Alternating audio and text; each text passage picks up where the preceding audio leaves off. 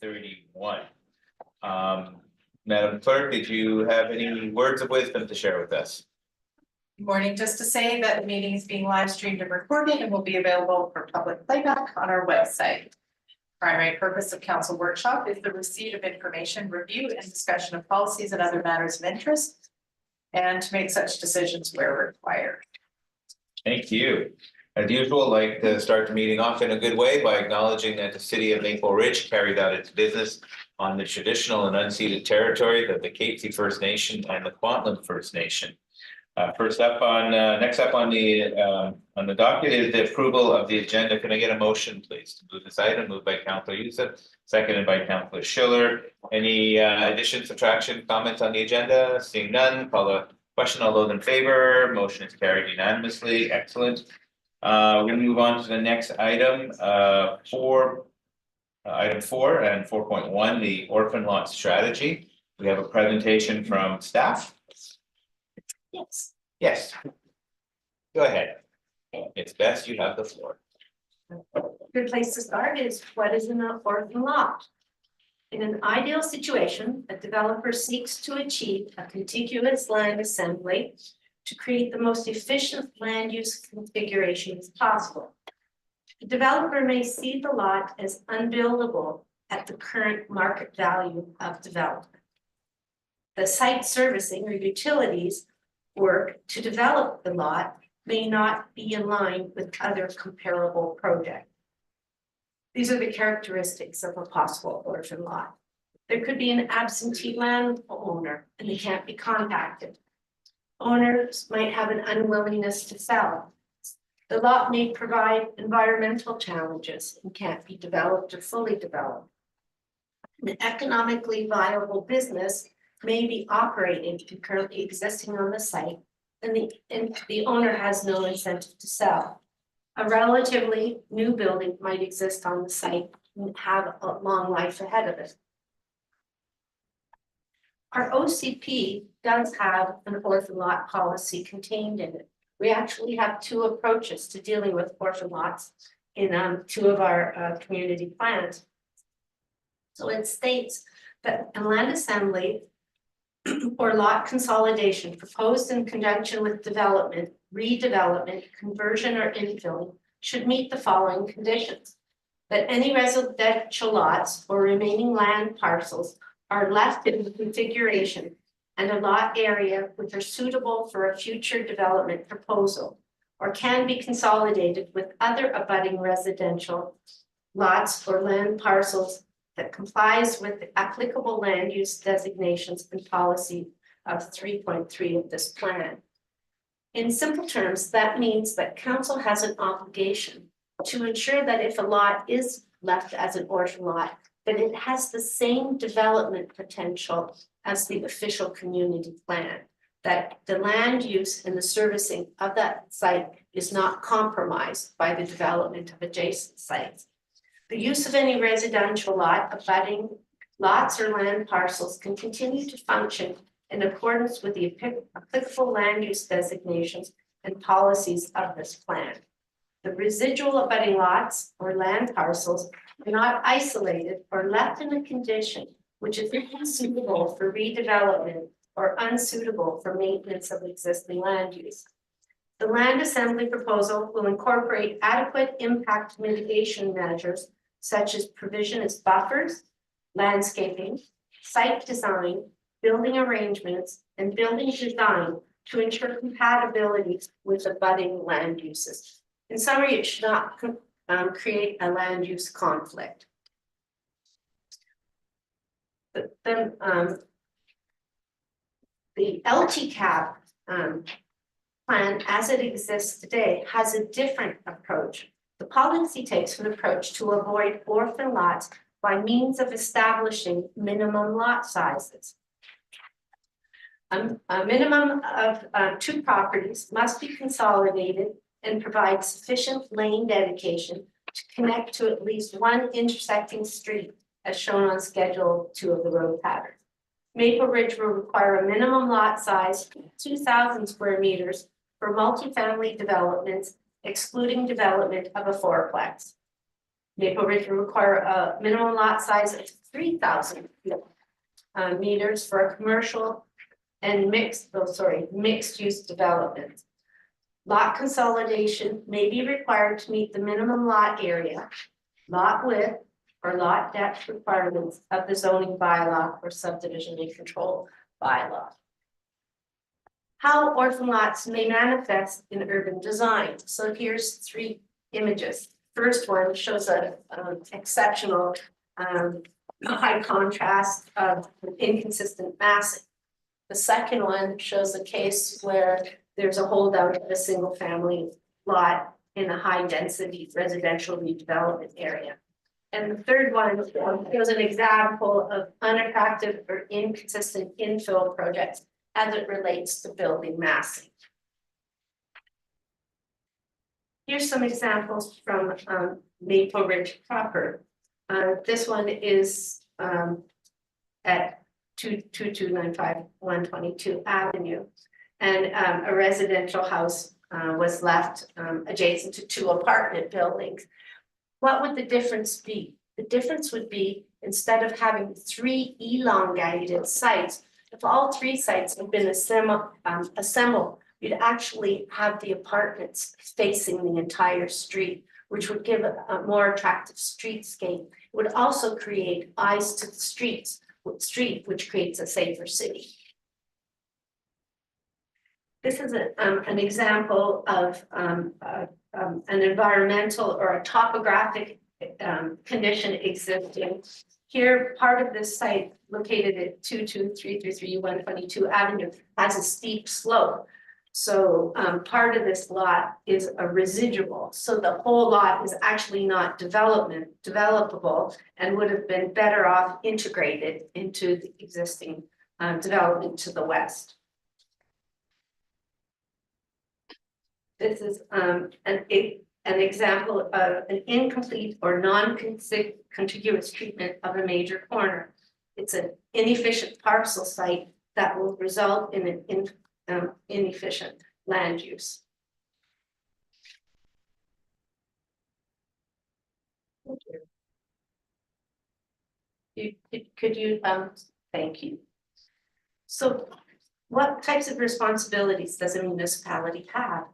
To be able to, we have the right to be able to ask an applicant to demonstrate that the orphan lot can achieve the land use and densities that are identified in the official community plan.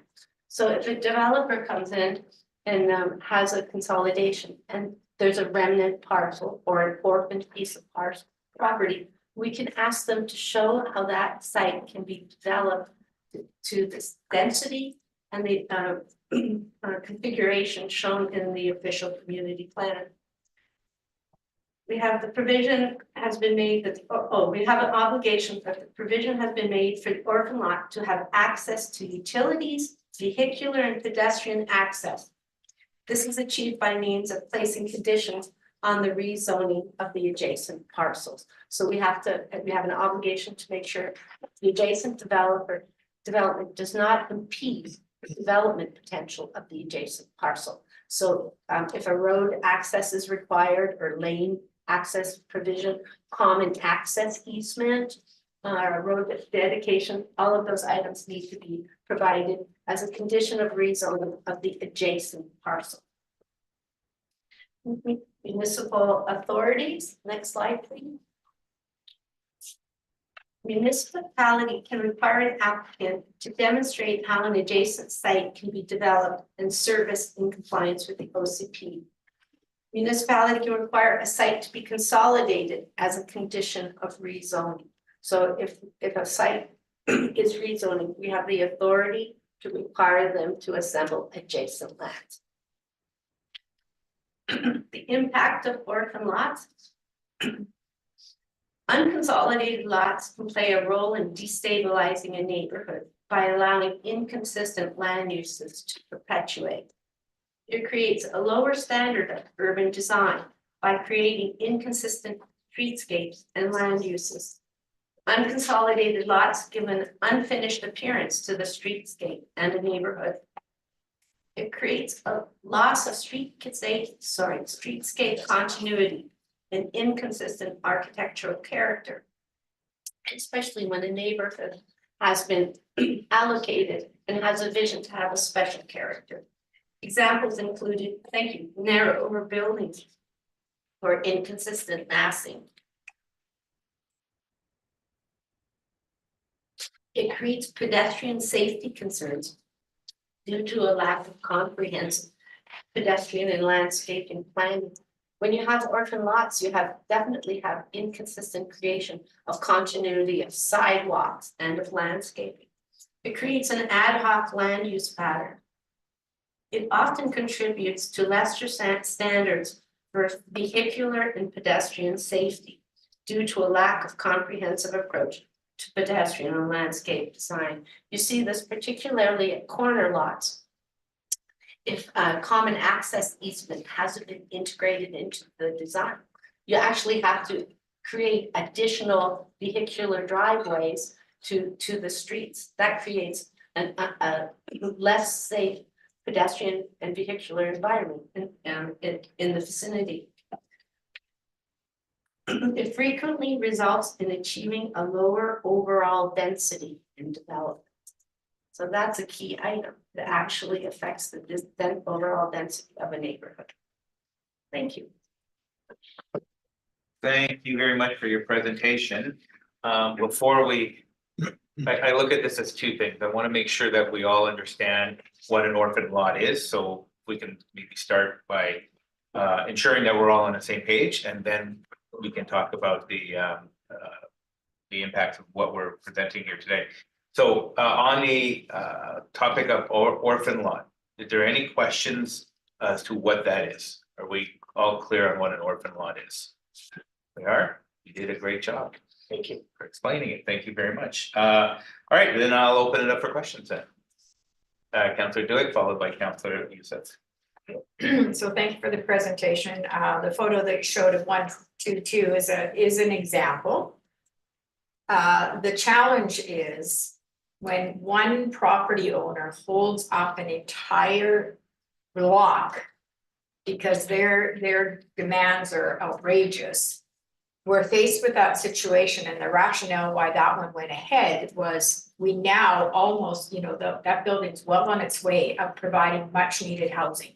Because that one corner lot refused to participate, didn't want to sell, and held it up. So the council of the day said, like, this isn't, we need to get on with it because housing is an issue. Very similar project, across the street, maybe down a little bit, same thing. There was a gentleman that had consolidated a whole bunch of properties. One property owner refused to participate. So we were faced with, do we go ahead and allow this housing to go ahead? Or do we let this one property owner who has a small piece say no, and 20 years from now, we're still in that situation? So it's one of those things that sometimes we have to look at it on a case-by-case basis. And in an ideal situation, you're absolutely correct. I mean, having it fronting onto the street, all of the things you said is and that's the ideal situation, but we always have these one-offs where you have a decision. Do you let it go ahead and have a whole bunch of apartments and let this person, and now we do that one on 122, there is an application now, albeit, I guess they realize they're kind of, they look a little odd in the situation. So I think we always, well, like everything with the OCP, there are always exceptions. There's no clear, everything's gonna be perfect. And it depends on the piece of property, so. And I can think of a couple, there hasn't been a lot over the years, but I can think of a couple where the one piece property owner was just not realistic and refused. And then there was a situation where somebody just built a brand new place. So if you're just built a brand new place, of course, you're not gonna wanna take all the money you just invested in this brand new place to consolidate. And so then does the rest of the property owners, do they have to hold off for another because they just built a brand new house? So those are kind of my feedback. Thank you, Councilor Youssef. Thank you, Mr. Chair. Thank you, Ms. Best, for the presentation. Quick question on the policy through the chair, of course, on requiring the assembly of adjacent lands. How much power does the city have in that vein, and can it lead to, as Councillor Duick mentioned, a possible project being killed entirely because even though an applicant has demonstrated reasonable attempts to reach out to the owner, made a reasonable offer within market value, but because they continue to ask an outrageous price that is not within the realm of possibilities, do we then, by requiring them to acquire adjacent lands, ultimately have that project die on the vine, or is there another way that we can work with them? Actually, it would be a matter of you would be turning down the application. Entirely. That's what I was hoping would not be the answer. Thank you for that, though, I appreciate it. My thoughts on orphan lots, one, I'm not a big fan of holdouts in any way, shape, or form. They not only negatively affect the projects that are coming forward, long-term, they actually end up negatively affecting their property value. There's a part two to that question. Mhm. Through innovation of design, you can look at if you can allow the orphan lot to remain, but to better integrate it through best management and best urban design practices. An example of that is if you wanted to develop a townhouse project and there's a orphan lot, there's a holdout. It has a relatively new house on it, they don't want to sell, but it's a fairly sizable lot. You can look at, can you provide a common access easement through the townhouse that being applied for that would allow for future access in the development of that property in the future, and to allow it to develop independently. And it would be developed the same land use. If you've got a large commercial area being developed and there's a holdout because there's a very viable tire store on the corner and they don't want to sell, through the design of the access and egress and common access agreements or setbacks, you could come up with several conceptual designs that would allow for the future of that property to develop independently. So it's worth taking a second look at alternative designs to see if it can be integrated. Thank you for that. So just to clarify through the chair, we can work with a proposal, not entirely turn it down because of a single holdout. You could refer it back for a second review. Okay, that's great. That's good to know. And again, it ultimately comes back to if that property remains orphan, their value is going to decrease long term. My thought or solution to this would possibly be, and please do tell me if I'm out to lunch on this one, would be rather, as much as we can, of course, require the applicants to consolidate the properties that are holding out. However, explaining to the holdout or the applicants on both sides through our communication that this is ultimately what's going to happen. You're going to end up with a situation like the movie Up. I think we've all seen it, where you're the tiny little house in the middle of a booming metropolis.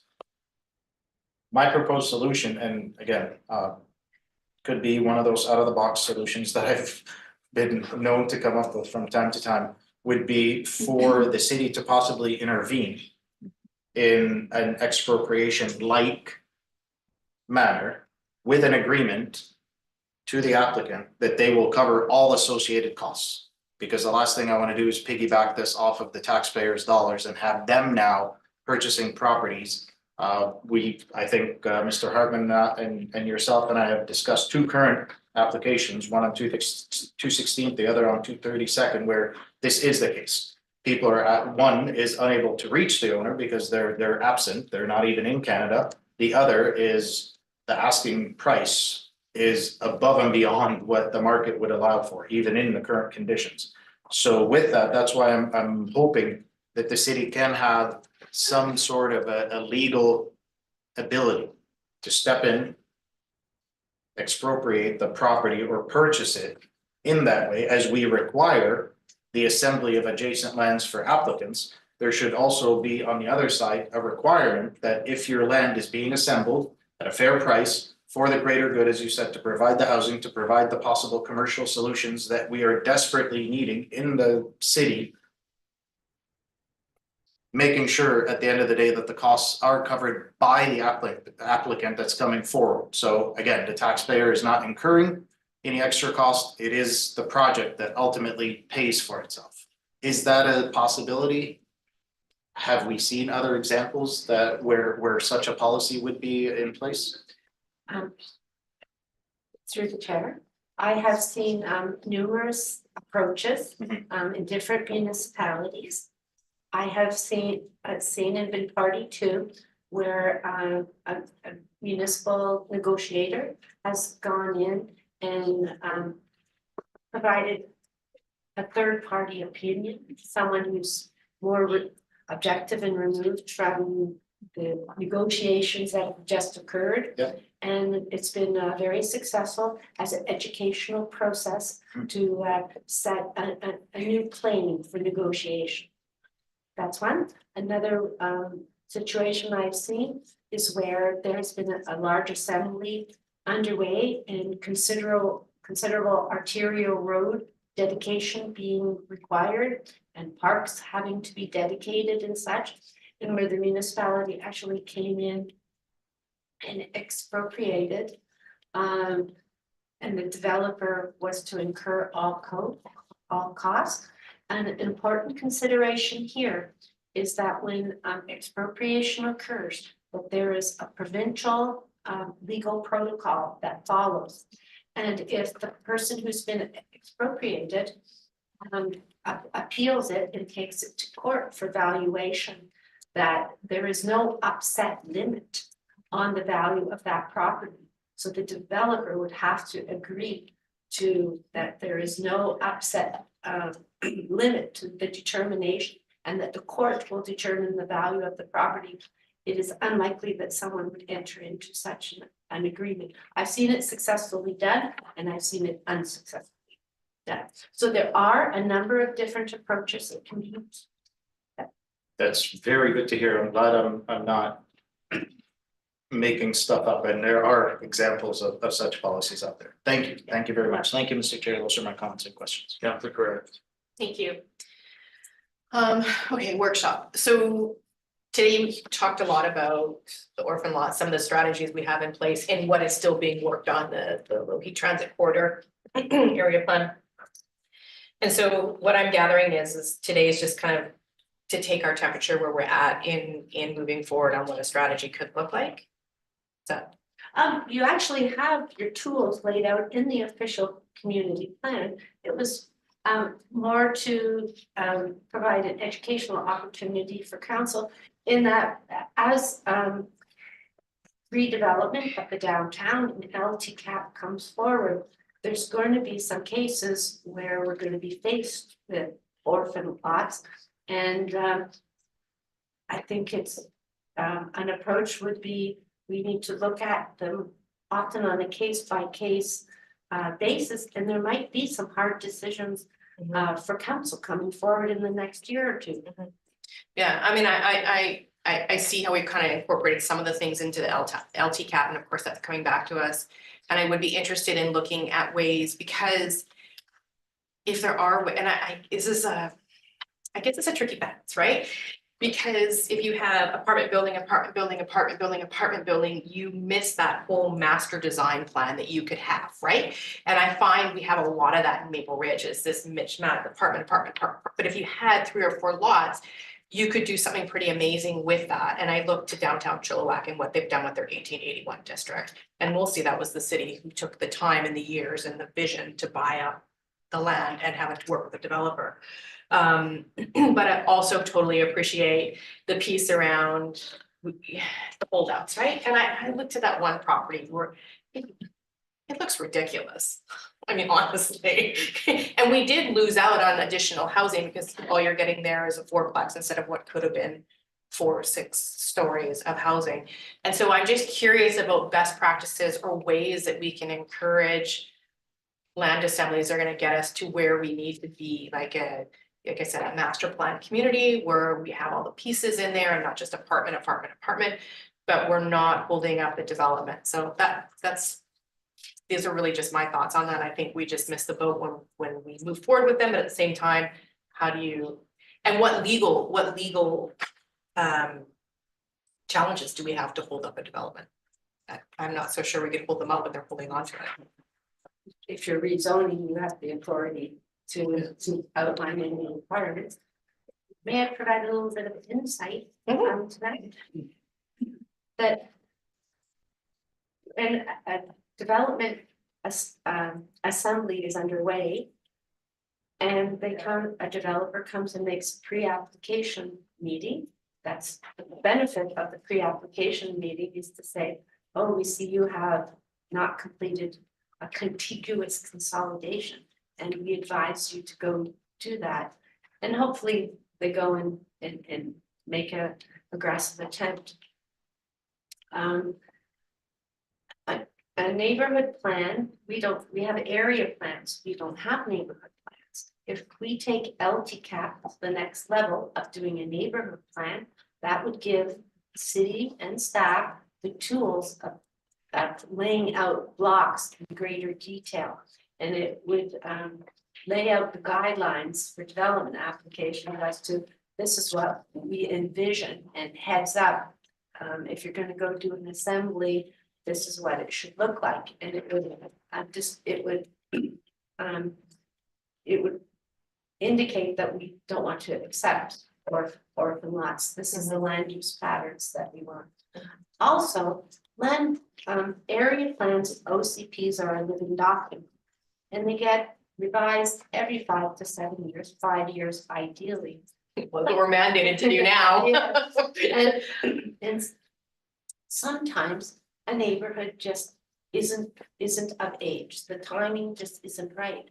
And we've seen that all around many cities, Maple Ridge as well. And sometimes an area might sit, and then in the 5-year review, it goes from being single family to townhouses to apartment.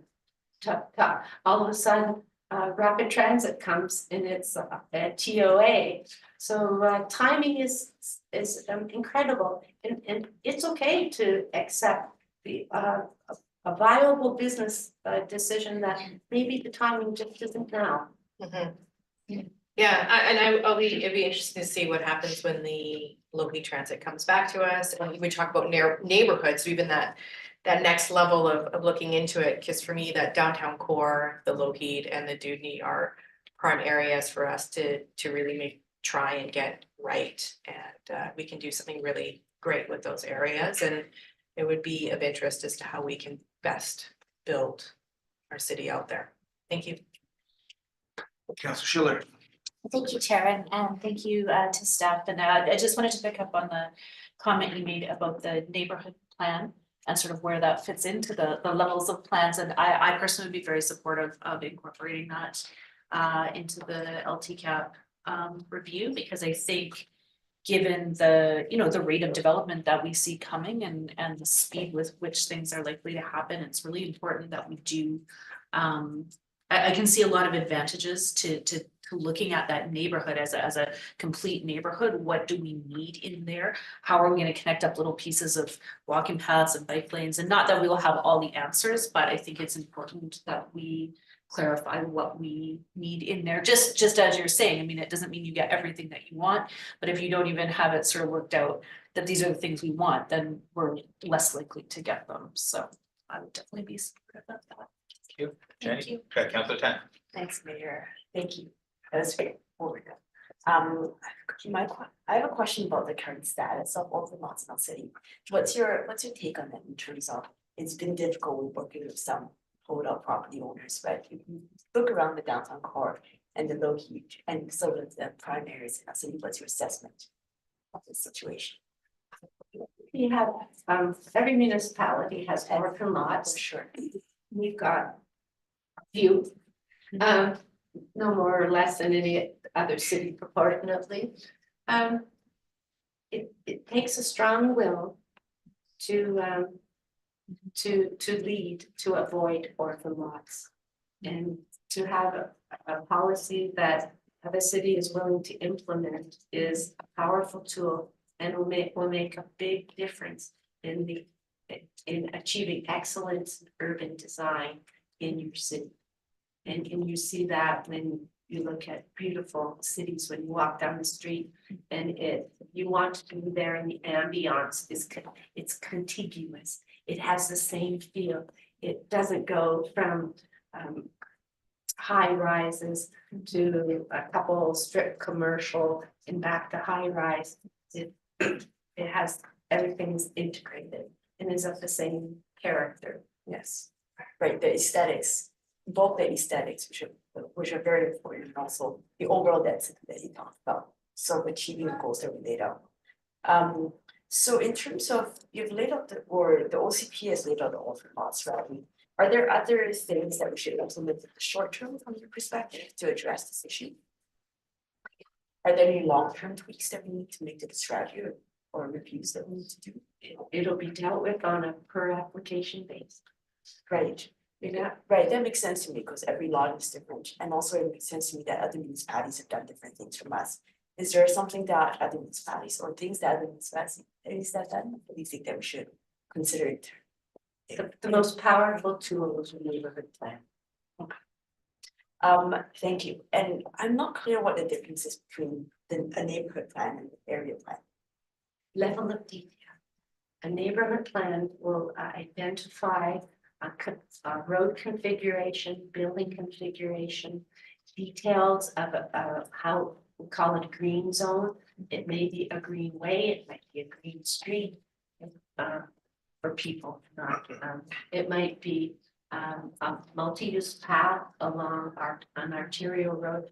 It has the detailed vision of a neighborhood. Right, okay, and just thank you, that makes sense to me, and just to look back, just to step back from the point of view. I'm just thinking about the orphan lots that we do currently have, like many cities currently have. Are there ways we can use those laws more effectively? Given that it's already there, they already exist, is there, do we have any, do you have any recommendations for us to tackle those existing laws? It's urban design and creativity. You have to, unfortunately, we're at the disadvantage of it's up to who's acquired the lot and what kind of development proposal they come in. I have no additional insights to add to that. Right, and I guess looking ahead as we look at the LTCAP area, and you mentioned there might be things that we'll have to look at in the future of orphan lots. Are there sort of I guess, what am I trying to say here? As we look forward to LTCAP, are there areas that that staff have already identified that may become issues with orphan lots? Or I guess I wonder is there things that you see that are coming down the pipeline that maybe we should be aware of? The existing small lot configuration of the LTCAP neighborhood has a high propensity to create orphan lots. So it is a major consideration or a major concern. Sorry, could you say that? The existing character of the LTCAP neighborhood, because it's small lots and irregular configuration, because you have roads running on different angles, creates a high probability, right, of having orphan lots. Right, and just to further elucidate for that for me,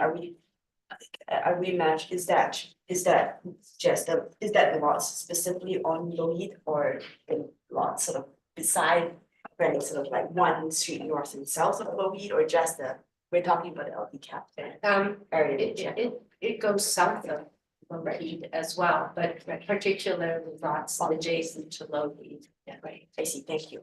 I guess there may be just a small piece that's a little bit tangential to orphan lots, as we think about, implementing neighborhood plans. Just one thing that just came up for me that made me think about was sort of like the concern about land lift, You know, I know that in other municipalities that has been implemented area plans in this. So developers and speculators and landowners saw, oh, there's a nice greenway coming down this area and all those laws went down in land value. And I think about Cappy, you know, I think about the development on Cappy and the land up there as we start moving to incorporating neighborhood plan. I would love to hear from staff or your recommendations of how maybe we can mitigate that land or have the city accept some of their land so that we don't sort of have that.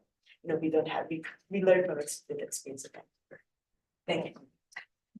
Thank you, Mayor. Thank you, and since we're at the end of round one, I will. My comments in. You know, we're seeing across our city, lots of land assemblies that are going on, signs up everywhere, land assembly, land assembly. Inevitably, there's always gonna be the holdouts.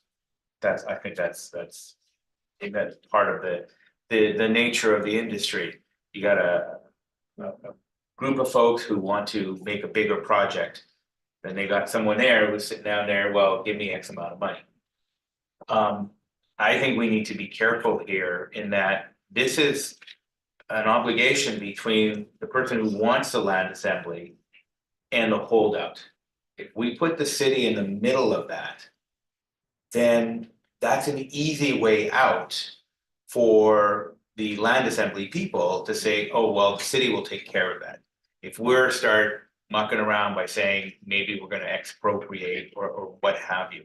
And I think we need to be out of that because we're just gonna get dragged in time and time again to get involved. I think the solution that Ms. Bess had said that if they can't make a deal, then they will be required to have certain infrastructure attached and so on and so forth.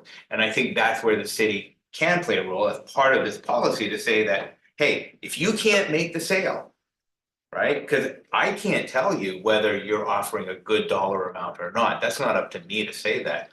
But if you can't make that happen, be aware that we're gonna ask you to make these connections, right? And I think that's the way that we should be going, rather than trying to, as I said, you know, expropriate land and what have you. Cause that's just gonna put us in a corner where developers are gonna say, hey, I've got a way out of this. You don't wanna sell? You don't have to, right? And then that puts us in a corner, and I don't think we need to be in that place. If they wanna do a land assembly, here's your criteria. Have at it. If you can't get them to sell, and we're seeing that, there's a few properties that are saying, no, give me more money. That's the right of the owner to say that, just like it's the right of the assembly people to say, we're gonna make you an offer. So, you know, we shouldn't be getting involved in the middle of that because it is about dollars and cents. It is about making money. It's about profit and so on and so forth. Yes, we can talk about housing is a crisis right now, but we can't use that excuse every single time to say, well, just let's move forward and not worry about that. I'd rather see, if you can't make the deal, then you are responsible to make sure that the infrastructure connecting to this new place is what we're asking it to be. And I think that's the way to approach it. That's my 2 cents. So we're gonna move on to round two, Councillor Youssef and Councillor Joyce. Thank you, Mr. Chair. Before I just want to say that I've always been a big fan of neighborhood plans. I look to the city of Kelowna. They've done a magnificent job of providing that clarity as to what is allowable where, so that developers and builders know that if they would like to build townhouses, for example, they could go all along 232nd or 240th, no issues there, but not go into a single family neighborhood. I look at the examples of Hammond versus Albion versus Silver Valley. Different neighborhoods have different characteristics, and that's why I'm a big fan of neighborhood plans. And I'll add another layer to that, truck routes. We don't have truck routes as of yet anywhere in the city of Maple Ridge. And again, I think of Hammond, where we have that industrial residential interface.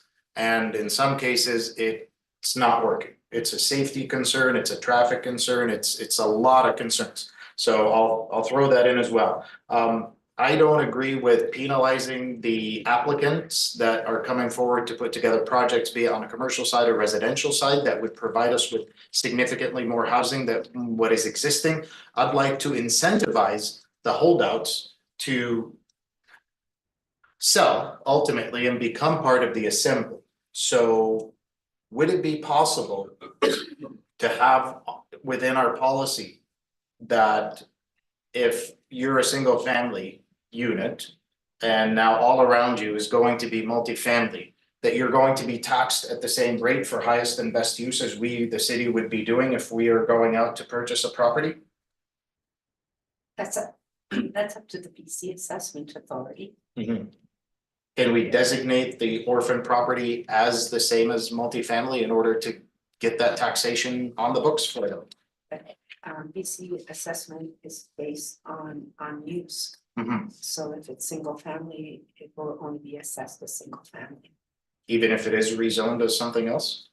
But if they don't ask to be rezoned, you know, We don't have the authority the to do so. municipality would have to pre-zone the site, and that would not be a practice that would be advocated, because we'd be upping people's property taxes by default by rezoning. Okay, so that's my out to lunch solution. I'll stick with my round one solution, as that was more palatable, and as you said, there are other municipalities that have that practice. Thank you, Mr. Chair. Thank you, Madam Guest. Councillor Duke. Thank you. So I agree, like the neighborhood plan concept, everything you've said, like as a general rule, in a perfect world, this is what we should be doing. The reason I mentioned the case by case, and I gave you a couple of examples, it doesn't mean we automatically go that route. Staff went back and forth on a couple of these, and in the end, it was just like, this went on for a long time, and it was like, okay. There clearly is no willingness. In fact, the one property on 122nd still hasn't done anything. So, and that was, I'm gonna say 8 or 10, probably 12 years ago, like it was a long time ago. So there's a nice condominium building there that people have used for 12 years while there's a vacant lot inside. So that's an example, but you know, if we signal that this is the ideal thing, because to your point, you know, Chilliwack, they did do a land assembly. We did a similar thing with the Brickwood. And that's how come Brickwood looks the way it did, because the city at the time purchased all those properties because they were a bunch of pieces of land that were not being utilized at all, so purchased it all and then sold it off. Expropriation is not something that I would recommend at all, and I have one experience of that, and that goes back to my school district days, and let me tell you, it was not something you want to do. Because it was the very first term in '93. It didn't get finally settled until I was on council. It was like 2004.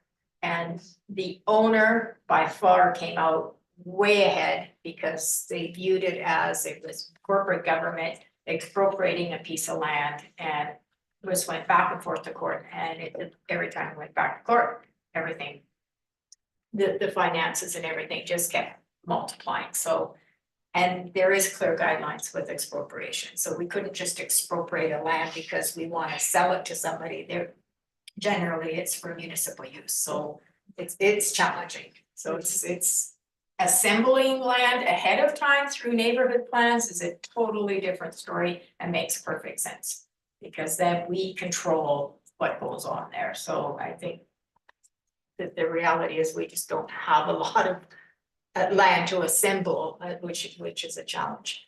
The ERA project's another one, you know, on Dewdney Trunk, right? We've got some properties so that they couldn't assemble. They've got most of them, but there's a few that are left behind. Now, they're not going to be tiny little lot. They'll be able to do something, but in a perfect world, it would have been much better if he was able to purchase the whole block. So, and if we would have held out, we wouldn't have what we see today. We would have still been waiting. So it's one of those, sometimes you have to look at it on a case by case basis. That's, I guess, where I'm going. Overall, I agree that neighborhood plans and this vision and all that is the best way to go. This is what we envision. And then you have to look at it, and say, is it realistic? Thank you. Any others for round two? Seeing none, again, lots of good conversation, around the table. You know, I don't know that there's a right way or wrong way. I just look at precedents that are being set, and that's what we have to be careful here. It would be great if the land assemblies could be complete. You know, you have some really good developers who will pay a fair amount for those land assemblies, and then let's be honest, there's others that will try to nickel and dime as much as possible. So, because I mean, everybody's got to make it work for themselves, right? But at the end of the day, I still come back to your suggestion that there's connections that have to be made. And I think that if somebody is, in order for them to make up their mind as to whether they're going to go all out and buy that extra piece there, if they know that either way, they have to make those connections, that might actually incentivize the land assembly people to make a better offer. Because knowing that they're gonna go in there and think, well, we're gonna have to do something anyways, right? So maybe they make a better offer, but if we step in, that takes one more piece out of their pocket that they don't have to worry about. And I worry about then, you know, council being lobbied by both sides. Lobbied by the assemblers, lobbied by the person who doesn't wanna sell. And it just puts us in the middle of a very messy situation. So I'm gonna say again, we've gotta be very cautious and mindful of what we're setting ourselves up for down the line. So I'm not sure where we go from here. I think you have enough, you've heard enough information. And what are the next steps at this point? You've given us some good insights as to how to approach dealing with orphan lots. It's excellent to have an understanding of council's different opinions and some of the norms in providing us guidance on how to deal with the situation when it comes up. Thank you. All right, seeing how we have no further commentary on this, we will move on. There's nothing to vote on, no recommendation. So we're gonna move on to the next item, 4.2, Bill 44 changes to public hearing.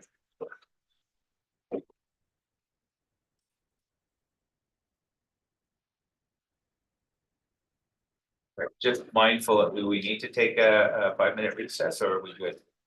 Would you like a break? Yeah, okay, it sounds like we might need to take a 5-minute recess. So we'll do that, do what you gotta get done.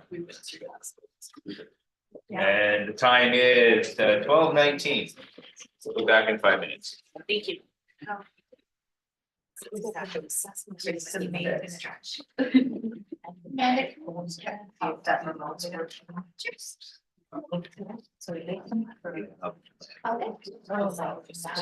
have those.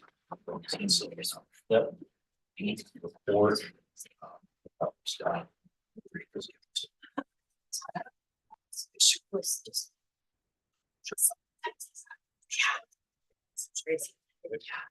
Talks.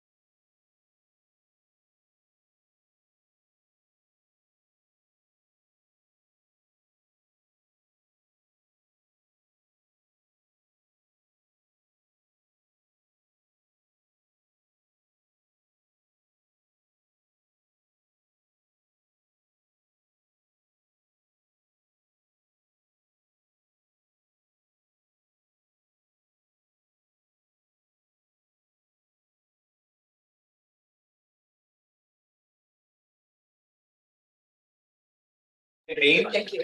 And our, oh, actually, This well, stuff, so exploring. let me know, keep me updated, Yeah. yes, thank you. Prefers that over.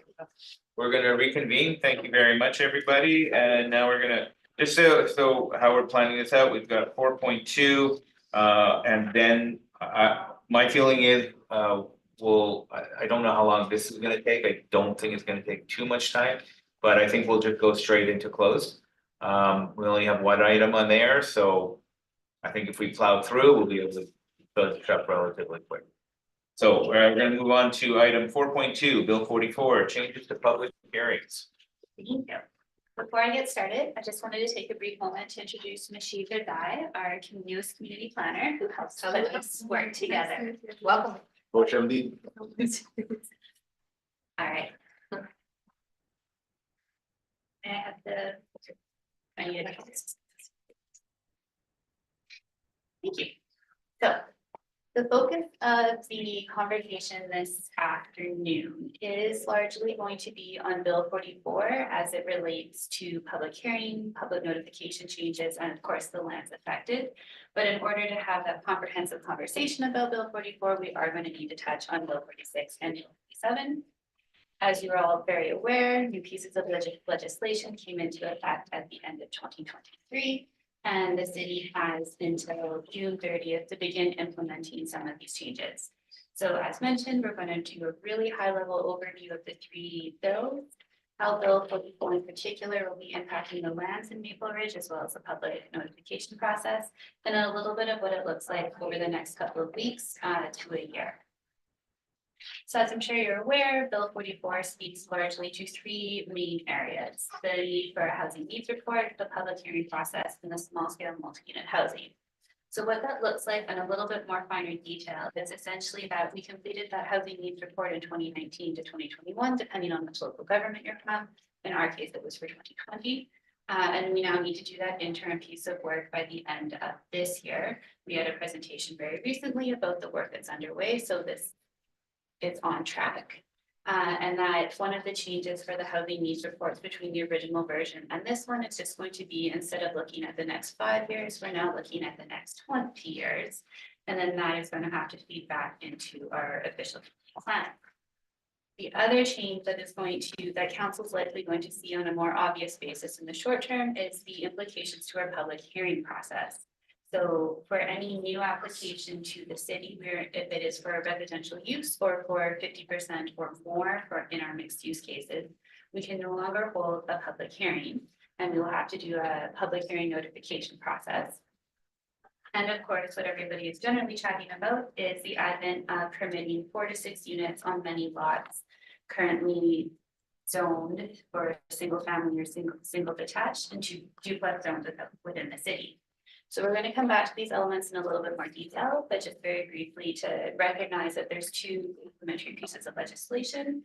One on development financing, that is expanding the types of uses that DCCs can be used for. So today we use it for sewer, water, drainage, transportation, and the improvement of parkland. And going forward, we'll be able to use it for the uses that are on the screen. And of course, the introduction of a new legislative framework for amenity contributions. So this is likely going to replace in many ways our community amenity contribution policy. We can use that policy for now, but at some point we'll be switching from that CAC policy to a future ACC bylaw. And through that, we'll be able to use the funds for capital costs or infrastructure related costs associated with items for cultural heritage, more social and recreational purposes, as opposed to the traditional DCC items. But it is intended to have a very similar methodology as the DCC. So we will be beginning this work shortly. And we are anticipating more information from the province on this one in the next couple of weeks to months. Bill 47 are transit-oriented areas. So we have a designated TOA at our Port Haney West Coast Express station. And then by June, we will have to designate 2 others.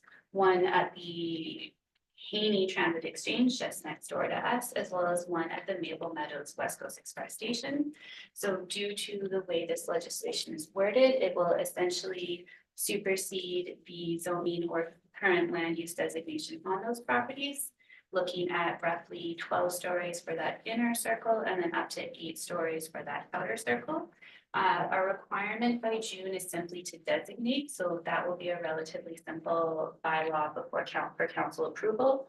The land use implications within that circle and how the adjacent land uses will feed more into our OCP update and also come back before council, but not necessarily by that June 30th deadline, as it is a separate piece of work. All right, back to Bill 44. So the biggest question that we've been receiving from the public is essentially where and what type of housing is this translating to? So at a high level, Bill 44 really speaks to 3 different categories of housing within the community, and we're really speaking to ground-oriented forms. So this is going to be your traditional single-family home with a secondary suite, your traditional single-family home with a detached garden suite, duplex, triplex, fourplex, up to 6 units on a lot, which we have seen in the city through our RT2 zone, our courtyard housing, as well as like a smaller townhouse form. So there's quite a range of options that can be accommodated within these, within the number of units. And one of the elements that we'll be coming back to council, having that conversation about which units have a very clear path forward for us to regulate and build, and ones that we may require a little bit of a longer implementation schedule due to necessary changes at the building code level. So the zoning policy piece is one thing, but we also have to make sure that we can construct the types of units that are enabled through this legislation through the BC Building Code. So on the screen, you can just kind of see how for our properties outside of the urban area containment boundary, we're generally looking at that secondary suite, detached garden suite, our accessory dwelling unit style. And then when we start looking within our urban containment boundary, it's that 3 to 6 range, depending on the size of the lot and the proximity to, they call it a prescribed bus stop, but essentially proximity to transit. So we are still waiting for confirmation from TransLink and the ministry as to which bus stops within the city will qualify. We are hoping to have that in the next couple of weeks, but at this point in time, we're still running under our best assumption. So at a very high level, there's a light yellow that you can kind of see on the map. It's also full size in the agenda package. And this is really just flagging any property that is currently zoned for a single family or a duplex use within the within or touching the urban containment boundary. So at a really high level, this is probably roughly 16,000 properties that are within the size areas that the Bill 44 is enabling. And then but there's a couple of areas where these property, with that Bill 44 doesn't touch. So one of the key elements is that is any property currently zoned for single family or duplex. So if you have a commercial zone or a higher density zone, it is exempt. And if you are within those transit oriented areas, it is also exempt because the assumption is that you will be following that higher level of density that is enabled through Bill 47. So this is just a close-up of the one that's currently in effect. So these are the ones that would be looking at your 8 to 12 stories, depending on where you are within that circle. And technically, Bill 44 doesn't, in the sense of the 4 to 6 units, it doesn't touch those properties outside of the urban containment boundary. So this is just the reverse of that earlier slide, showing which ones will be limited to 3.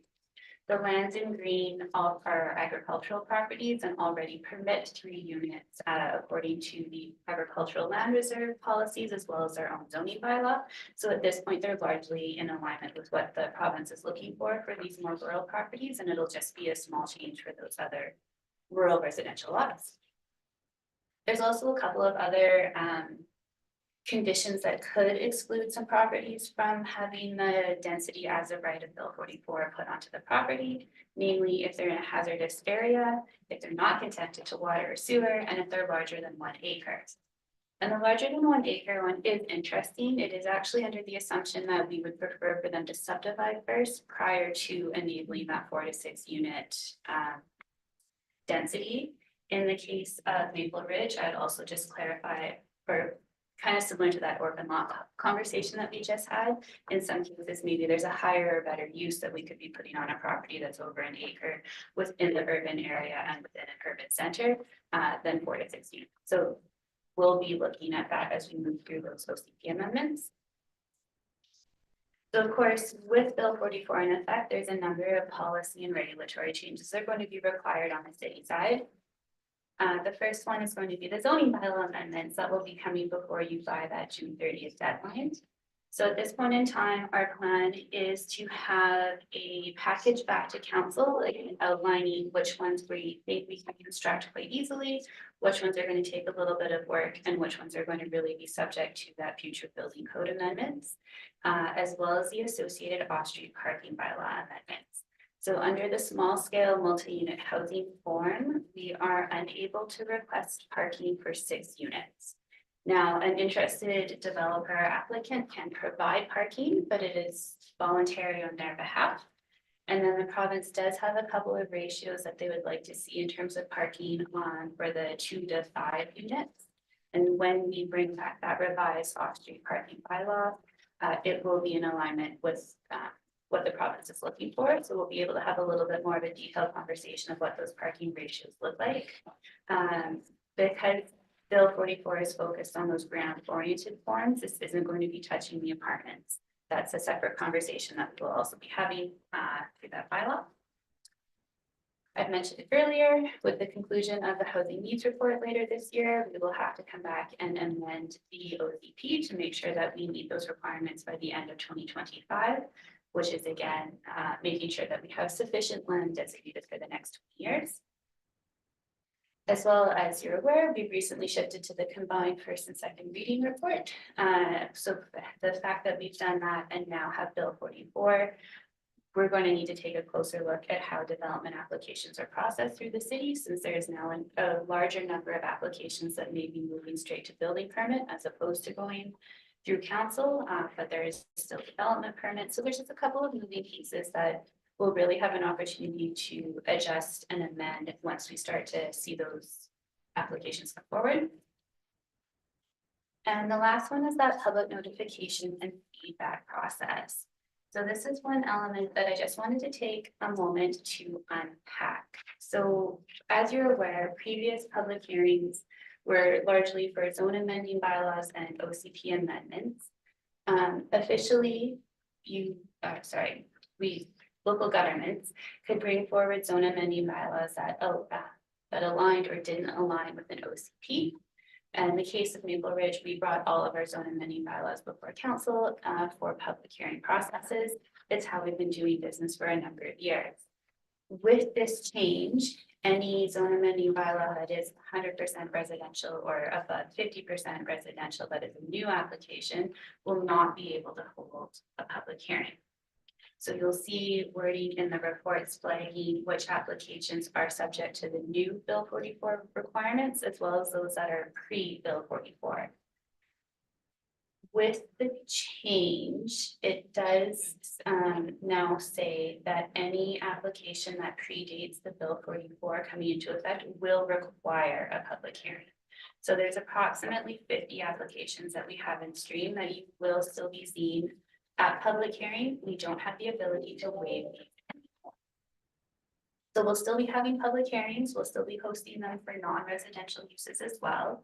They're not going away, but it has certainly raised some conversation about how the public would like to be notified and kept informed of the types of development that's taking place around the community.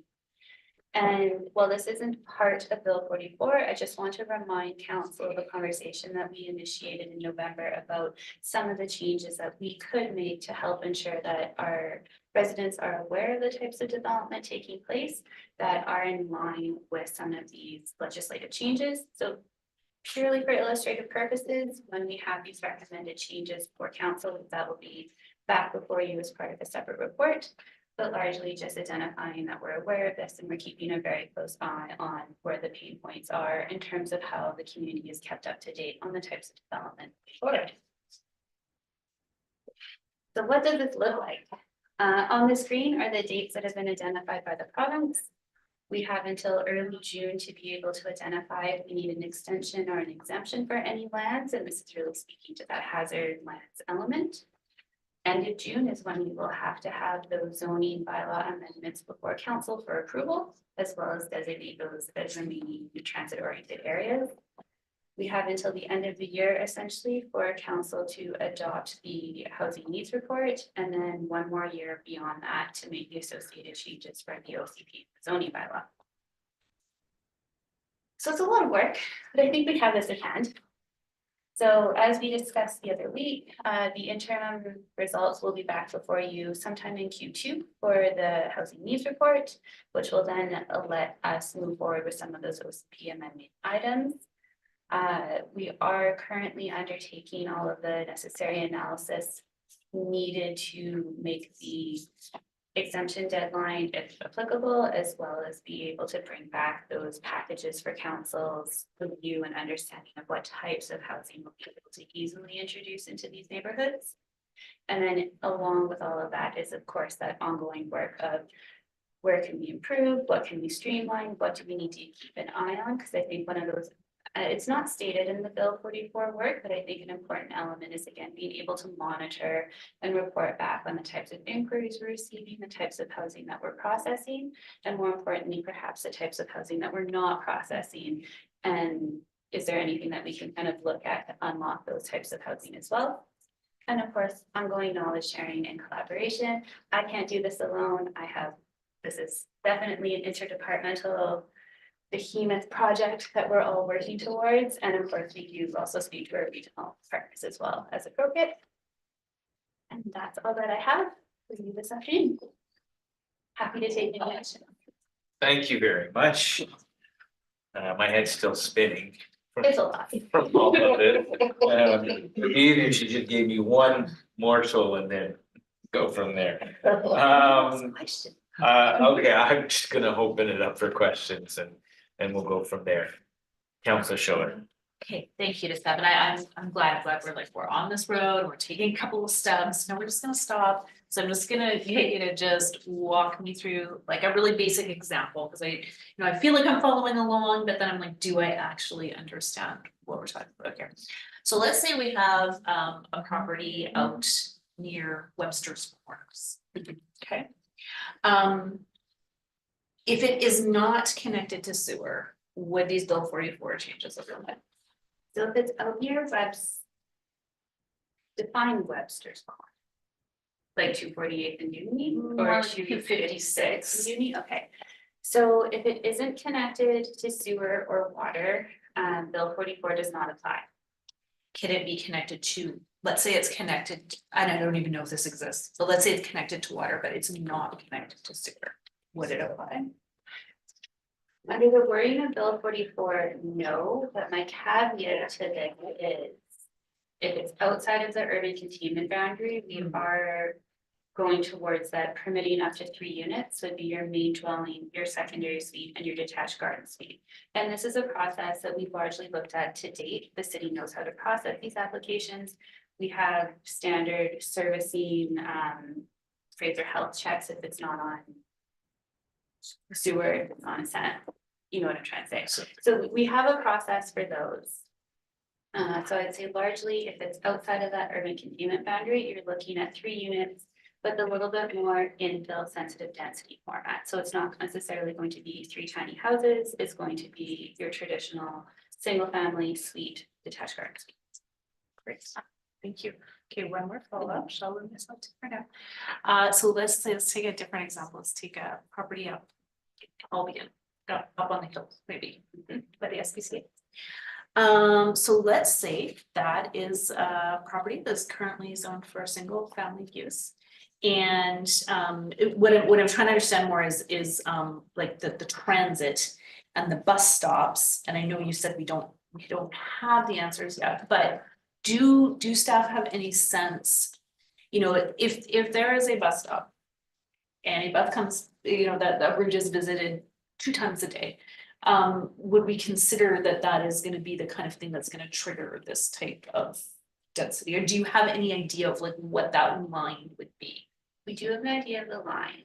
So what is considered a prescribed bus stop requires essentially on average service every 15 minutes, both directions. Okay. So our Albion area Answers a lot. typically does not meet that service quality. So. Always. So to answer your question in terms of how Bill 44 would apply is assuming the lot is over 280 square meters and under an acre, 4 units. If somebody was to demolish the existing building and build new, Okay, that's great. That gives me much more context than just like a bus stop. it's not a bus stop, it is Right. very specific, actively used bus stop, is the intent of the legislation. Thank you very much. I'm gonna stick there for now. Councilor Youssef. Thank you, Mr. Chair. Thank you very much for the presentation, and more importantly, thank you for taking on this behemoth of a project. It's no small feat at all. My question centers around our ability to collect CACs and DCCs once the bill is in effect.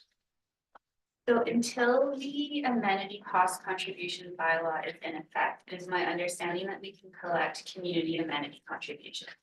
When we put the ACC bylaw in effect, we will lose the ability to collect CACs in its current form, yes. In order to bring an amenity cost contribution bylaw into effect, there will need to be a form of public engagement, very similar to how we do our DCC engagement piece as well. So it will be public, the rates will be shared with the community.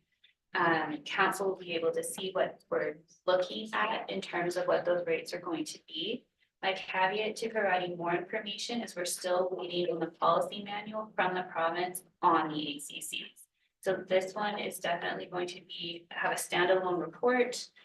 Finance will bring that one down and really walk you through the differences between how DCCs, ACCs, and then that CAC piece will be working together in the future. Thank you for that. And again, I understand that there's a lot of unknowns thus far. So the funds that we'll be able to collect under the amenity cost contribution in the future, those will be coming to the city, correct? Not Yeah. going into the province into one pot and then they're distributing out. Okay, that's some light at the end of the tunnel. And you said the rates, will we as the municipality be able to set our rates, or is it again per province? So there's 2 points I just wanted to mention.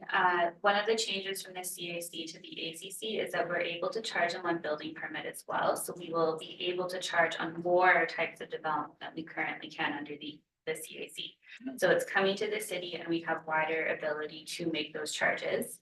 The city is able to set those rates that I believe, and this is the piece that we're kind of waiting on, is that there's going to be guidance on how to calculate said rate. So what our rate is likely going to be informed with the type of cultural recreational facilities that we wish to use the ACCs for. So it's, Okay. there'll be a conversation. So it's for the rates that we wish to use it for, not existing. Correct. Okay, Or I should say, based on our understanding at this time, yeah. yes, okay, thank you. I appreciate the caveat at the end as well. Thank you very much again. Thank you, Mr. Chair. Those are my questions and points. Any further questions? Councilor Burris. Sure, I'll ask a couple while we're here. When you come back, because I know you may not have the answers right now, the policy book is going to be huge on the ACC piece.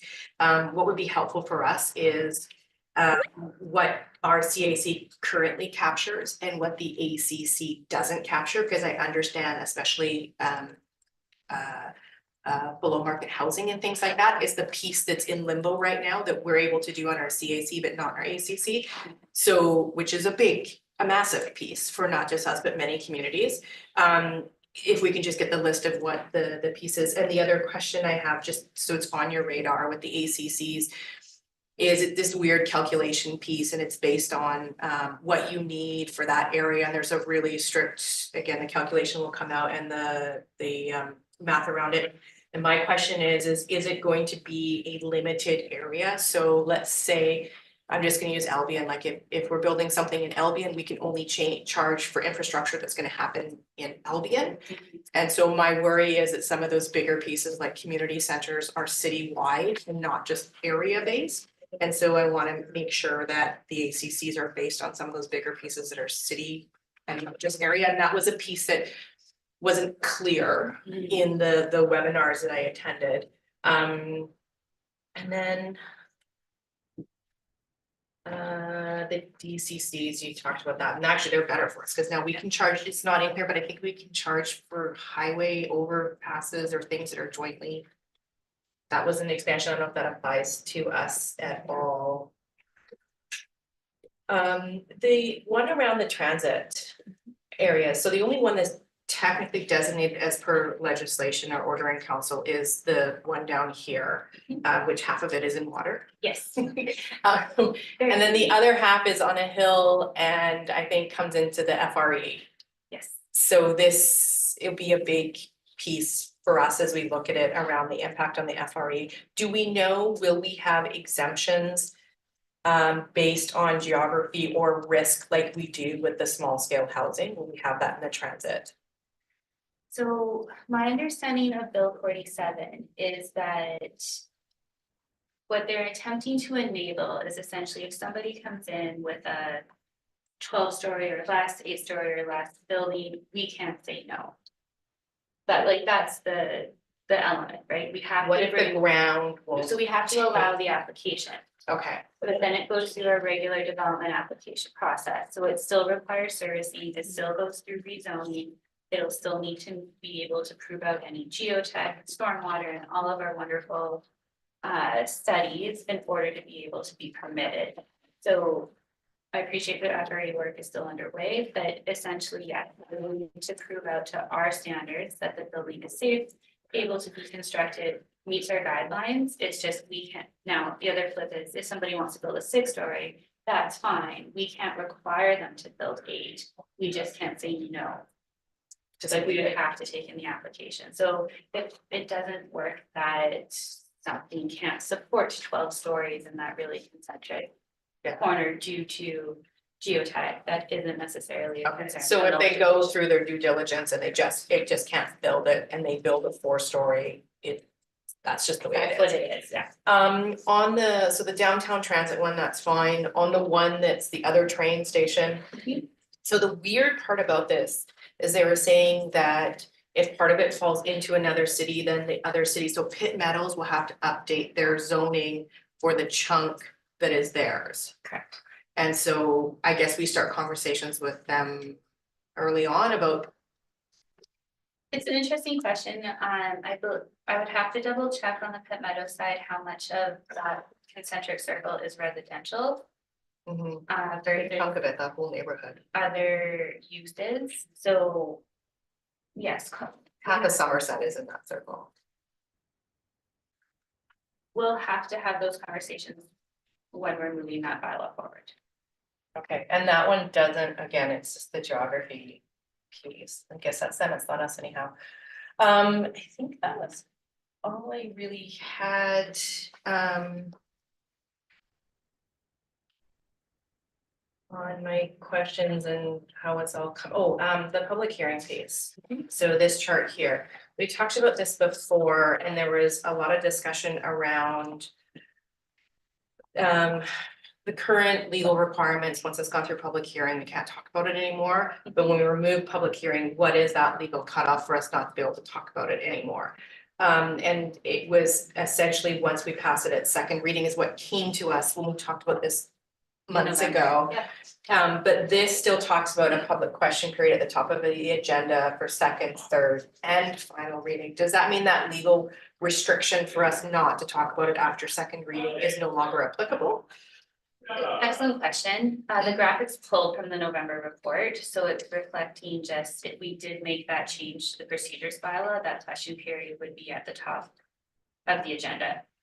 So the point that you've raised about second versus third hasn't been reflected in that picture because it's from the November. One of the elements I would flag is because that graphic and we're starting these conversations, it's the first, second, third, fourth, and what that looks like. Well, we can essentially address all of that at once we have those amendments clarified procedurally. Because we have very few that are currently going through the combined first and second, we're just starting to enter into those conversations. And if we were to make those changes to move the community forum to the top of the agenda, we would provide that clarification as to which bylaws can be spoken about and which ones cannot. So this still understanding still is that once we pass it at second, that's considered, We haven't requested an updated legal opinion on that since November. okay, So but that's something that. it's what we're running with. Of interest, actually, if all of the servicing requirements and MODI approvals and anything that was required to adopt the bylaw. Mhm. If those were all met, council could technically give all 4 readings, so first, second, third, and adopt a zoning bylaw on one night. Under the new legislation. Okay, thank you. And then the other piece is, because we have those areas where it's within, it's connected to water, it's connected to sewer, it's within the containment. But they're larger areas, it's not essentially just infill like a built-out city like Burnaby is. Or Coquitlam, we're more like Langley's and the Abbotsfords where we have this green space. And so my understanding is that we as a city can control minimum lot size, but then what they do with that minimum lot size is what is dictated by Bill 44. That's based on my understanding today, that's correct.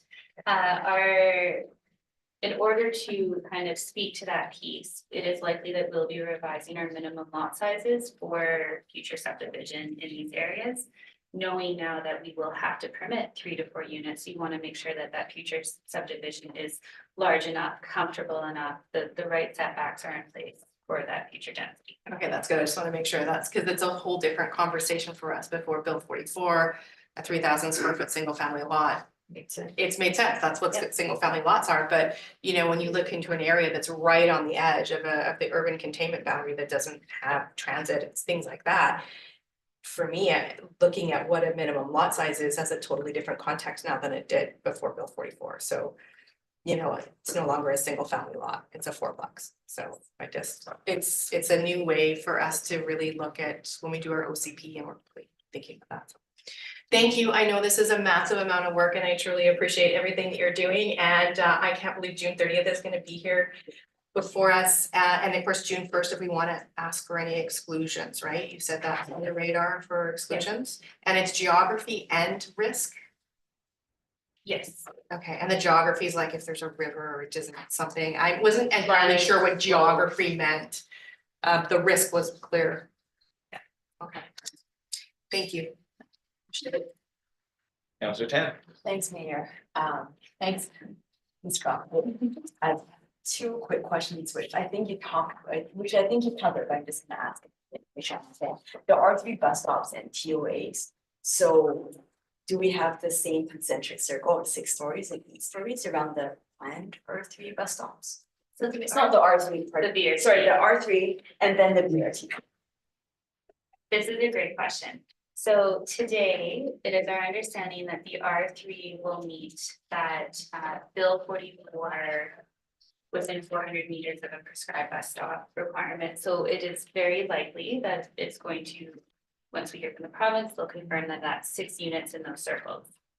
In the future, once BRT is built and running at 15-minute intervals, we will have the ability, most likely, to designate those as TOAs under the legislation. So they can't be TOAs today. 5 years, potentially we can redesignate them and then they would apply to the same legislation as Bill 47. Because we do have the Wilkie Transit Corridor Plan under review, we are aware of this and we will be aligning the future land uses of those 2 nodes with the inevitability that it could be a TOA. Maybe it'll have higher density, maybe it'll be a little bit lower density, but because we have some time to be able to overlay these pieces of legislation, the area plan will have it will speak to that when the area plan part comes back. Right. Okay, so to make sure I understand, there's the TOA, which is for now our Maple Meadows, our Haney, those pieces, and that's within the 2 concentric circles. It's 6 story, 8 stories, and then 6 stories. 8 and 12. 8 and 12. 12 and 8. 12. Yeah. 12 and then 8. No. 12 in the Sorry, middle. 12 Yeah, and then 8. Yeah. Okay, and then so with the R3 bus stops now, currently not BRT, just R3 as we are now, it is not 12 stories and 8 stories. It's 6. 6 units. Yeah. Is there like a 8 units and 6 units there? It's just 6, under Bill 44, it's 6 units. I would say the draft land use designations for the LTCAP are higher density than 6 units. So Right, we so- would encourage applicants. Under LT cap, which we were already planning on, it was more than 6 units. For now, with this, it would be, I'm looking, it would fall under. R3 as it is now, will fall under the small scale multi-unit housing section, and so I think I'm seeing the category 3 minimum 6 units. Yeah. Per lot, so it could be 6, it could be more. It's the 6 is a 6 4. will be as of right, so if somebody wants to build 6 units, they come to the building department, we process. If they want to build a townhouse or an apartment building, that's the traditional rezoning application I process see. that you're very familiar with, but that's not enabled by Bill 44, that's just land development and Right, no, oh, right, and then so, and that's just for now, and in 5 years will probably change. Yeah. From, and it's a high likelihood that would change to the 8 units or the 8 12 stories and 8 stories. It would change to whatever density and height that Bill 47 enables. So there's a chance that the province may change Bill 47 Right. density, so I Right. can't say with any guarantee that it'll be Right. 12 and 8, but Right, if the current Right. provisions transferred, yes, that's what it would look like. right, so with BRT with BRT coming in, there is, is it almost certainly or a transit oriented area? Is there a chance that it doesn't become a transit oriented area? I think the intent of the Loki corridor plan is to make them transit oriented areas regardless of the legislation, because we're going to have BRT stops. This is where you want your mixed use, your highest density. You want the Right. rooftops for people to live there and access everything that they want and have those communities. So I think the intent for those nodes, yes. Whether or not it's a technical change under a bylaw, maybe, we'll see. It's too soon to say. Right, and could you remind me what the definition for TOA is? Under the province's definition, it's essentially a transit hub, so it would be a SkyTrain, it would be a bus exchange, it's really where two frequent services pass, so ideally you can transfer, and then BRT is its own separate category, which is Right, what we are running. thank you, okay. Okay, that's my TOA, those are my TOA questions, and then I have my urban boundary questions, and just to make sure I understand, I think you said the 4 to 6 units minimum does not apply outside of the urban container boundary.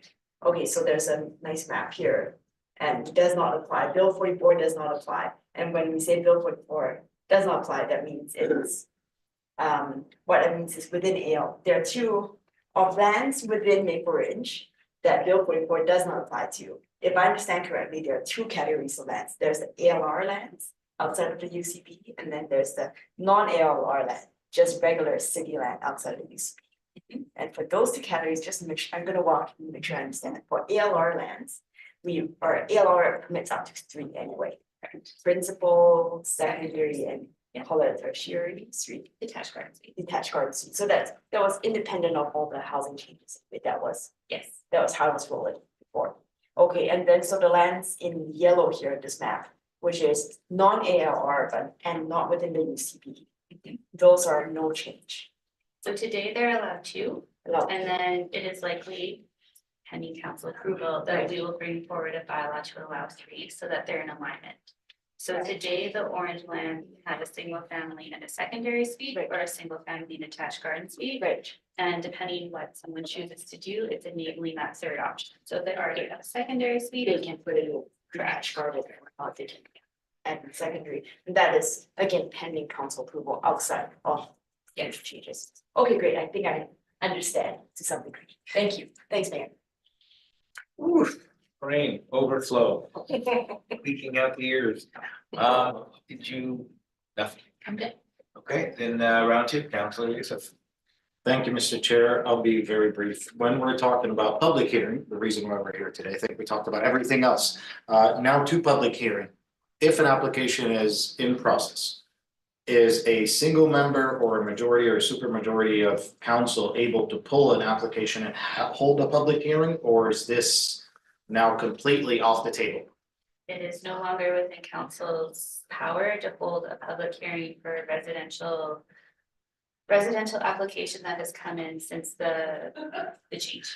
Okay, I think thank the language is must not in the, is it the local government or it the LGA that said must not, yes. you, Mr. Chair. Thank you. Well, there you go. Lots to learn, thankfully, you're the ones who will be guiding us through there. Just to echo Councillor Carreras's comments, it would be good to get a better understanding of what we can use DCCs for, as well as the new ACCs. I've seen the question pop up all over social media.